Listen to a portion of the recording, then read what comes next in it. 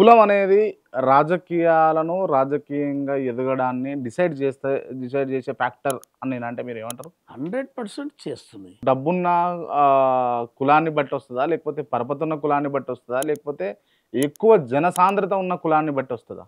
ఇప్పుడు జనసాంద్రత ఉంటది. ఆ పార్టీకి ఆ ఆ కులానికి ఉన్నటువంటి అవినాభావ సంబంధం. హ్మ్. కులం యొక్క బలాన్ని కూడా బేరీజ్ చేసుకొని హ్మ్. వాళ్ళ చాలా టికెట్లు ఇచ్చేటప్పుడు ఏం చూస్తారు? ఈ కులం ఇక్కడ ఎక్కువ ఉంది కాబట్టి వీళ్ళకిస్తే వీళ్ళు ప్రేరణ అవుతారు, ఓటేస్తారనే కదా ఇచ్చేది. హ్మ్. అసెంబ్లీ ఎట్లుంటుందో తెలియని కులాలు, అసలు వాళ్ళ కొన్ని కులాలు అయితే ఎమ్మెల్యేని కూడా చూడని కులాలు ఉన్నాయి. హ్మ్.